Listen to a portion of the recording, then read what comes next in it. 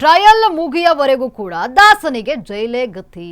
ನೋಡಿ, ಆ ಹೇಳಿಕೆ ನಿಜವೆಂದು ಪ್ರೂವ್ ಆದ್ರೆ ದಚ್ಚುಗೆ ಕಂಠಕ ಇಲ್ಲಿ ಫಿಕ್ಸ್. ಮೊನ್ನೆಗೆ ದರ್ಶನ್ 2ನೇ ಬಾರಿ ಜೈಲು ಸೇರಿ 1 ವರ್ಷ ಪೂರ್ಣ ಆಗಿರುವಂಥದ್ದು.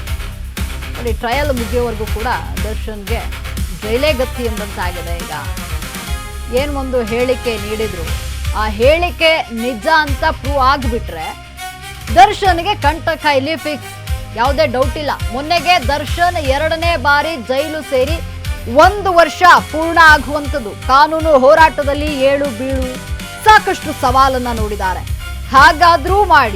ಹೇಗಾದ್ರೂ ಮಾಡಿ ಹೊರಬರಬೇಕಂತ ಇಲ್ಲಿ ದರ್ಶನ್ ಕಸರತ್ತನ್ನ ನಡೆಸ್ತಾ ಇದ್ದಾರೆ. ಆದ್ರೆ ಆರೋಪಿ ದರ್ಶನ್ಗೆ ಒಂದಲ್ಲ ಒಂದು ಕಂಟಕ ಇರುವಂಥದ್ದು. ಈಗ ಕಾಟೇರನಿಗೆ ವಿರುದ್ಧವಾಗಿ ಆಪ್ತ ಮಿತ್ರರು ಯಾರಿದ್ರು ಅವರೇ ನಿಂತಿರುವಂಥದ್ದು. ಉಂಡು ತಿಂದು ಜೊತೆಗೆ ಬೆಳೆದಿದ್ದವರೇ ಈಗ ವೈರಿಗಳಾಗ್ಬಿಟ್ಟಿದ್ದಾರೆ ದಚ್ಚುಗೆ. ದರ್ಶನ್ ವಿರುದ್ಧ ಮಾಫಿ ಸಾಕ್ಷಿಗೆ ಆಪ್ತ ಮಿತ್ರರೀಗ ಮುಂದಾಗಿದ್ದಾರೆ. ಹಾಗಾದ್ರೆ ಆರೋಪಿ ದರ್ಶನ್ಗೆ ಜಾಮೀನು ಸಿಗೋದಿಲ್ವಾ? ದಾಸ ದರ್ಶನ್ ಹೊರಗೆ ಬರೋದು ಸಾಧ್ಯವೇ ಇಲ್ವಾ? ಆ ಹಿರಿಯ ವಕೀಲರು ಹೇಳಿರುವಂತಹ ಮಾತೇನು ಏನು ಹೇಳಿದ್ದಾರೆ ಅಂದ್ರೆ, ದರ್ಶನ್ಗೆ ಬೇಲ್ ಸಿಗೋದೇ ಇಲ್ವಾ, ಅವ್ರು ಆಚೆ ಬರೋದೇ ಇಲ್ವಾ? ಈ ಕೇಸ್ ಏನು ಟ್ವಿಸ್ಟ್ಗಳನ್ನ ಪಡೆದುಕೊಳ್ತಾ ಇದೆ ನೋಡಿ. ಟ್ರಯಲ್ ಮುಗಿಯೋವರೆಗೂ ಕೂಡ ದರ್ಶನ್ಗೆ ಜೈಲೇ ಗತಿ. ಈಗ ಮೊನ್ನೆಗೆ ದರ್ಶನ್ 2ನೇ ಬಾರಿ ಜೈಲು ಸೇರಿ 1 ವರ್ಷ ಪೂರ್ಣ ಆಗುವಂಥದ್ದು. ಏನಾದರೂ ದರ್ಶನ್ ಹೇಳಿಕೆ ನೀಡಿದ್ರಲ್ಲ, ಅದು ನಿಜ ಅಂತ ಪ್ರೂವ್ ಆದ್ರೆ ದರ್ಶನ್ಗೆ ಕಂಟಕ ಇಲ್ಲಿ ಫಿಕ್ಸ್. ನಟ ದರ್ಶನ್ಗೆ ಇತ್ತೀಚೆಗೆ ಮತ್ತೆ ಸಾಲು ಸಾಲು ಸಂಕಷ್ಟಗಳು ಎದುರಾಗ್ತಾ ಇದೆ. ಜೊತೆಗಿದ್ದವರಿಂದಲೇ ಆರೋಪಿ ದರ್ಶನ್ಗೆ ಭಾರಿ ಹಿನ್ನಡೆ ಆಗ್ತಾ ಇದೆ. ಡಿ ಗ್ಯಾಂಗ್ನ ಪ್ರದೂಷ್ ಮಾಫಿ ಸಾಕ್ಷಿ ಅರ್ಜಿ ವಿಚಾರಣೆ ಈಗ ನಡೀತಾ ಇರುವಂಥದ್ದು. ಕೋರ್ಟ್ನಲ್ಲಿ ಈ ಸಂಬಂಧ ವಾದ ಪ್ರತಿವಾದ ಜೋರಾಗಿ ನಡೀತಾ ಇದೆ. ಮಾಫಿ ಸಾಕ್ಷಿ ವಿಚಾರವಾಗಿ ಅತ್ತ ದರ್ಶನ್ ಸೆರೆವಾಸ, ಇತ್ತ ಕುಟುಂಬದಿಂದ ಪ್ರಾರ್ಥನೆಯನ್ನ ಮಾಡಲಾಗ್ತಾ ಇದೆ. ಪತ್ನಿ ವಿಜಯಲಕ್ಷ್ಮಿರಿಂದ ಒಂದಿಲ್ಲದೊಂದು ಟೆಂಪಲ್ ರನ್ ಅನ್ನ ಮಾಡಲಾಗ್ತಾ ಇದೆ. ಸೋಷಿಯಲ್ ಮೀಡಿಯಾದಲ್ಲಿ ದರ್ಶನ್ ಬಗ್ಗೆ ಸರಣಿ ಪೋಸ್ಟ್ಗಳನ್ನ ಮಾಡ್ತಾ ಇದ್ದಾರೆ.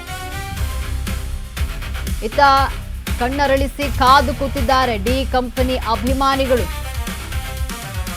ಹಾಗಾದ್ರೆ ಆರೋಪಿ ದರ್ಶನ್ ಯಾವಾಗ ಹೊರ ಬರುತ್ತಾರೆ ಅನ್ನುವಂತಹ ಪ್ರಶ್ನೆ.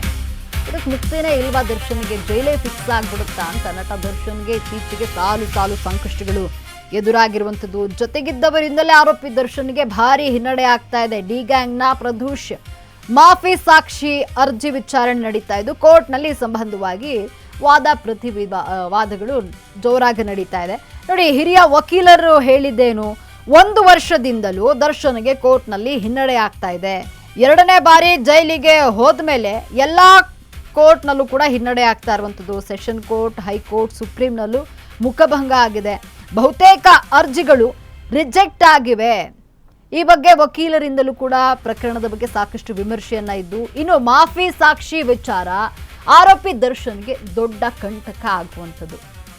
ಮಾಫಿ ಸಾಕ್ಷಿ ಹೇಳೋದು ಎಲ್ಲವೂ ಸತ್ಯ ಅಂತ ಪ್ರೂವ್ ಆಗಬೇಕು. ಎಲ್ಲವೂ ಸತ್ಯ ಅಂತ ಪ್ರೂವ್ ಆದ್ರೆ ನಟ ದರ್ಶನ್ಗೆ ಸಂಕಷ್ಟ ಇಲ್ಲಿ ಫಿಕ್ಸ್ ಆಗುವಂಥದ್ದು. ಇಂದು ಮಾಫಿ ಸಾಕ್ಷಿಗೆ ಬಂದವರು ನಾಳೆ ಉಲ್ಟಾ ಹೊಡೆಯಬಹುದು.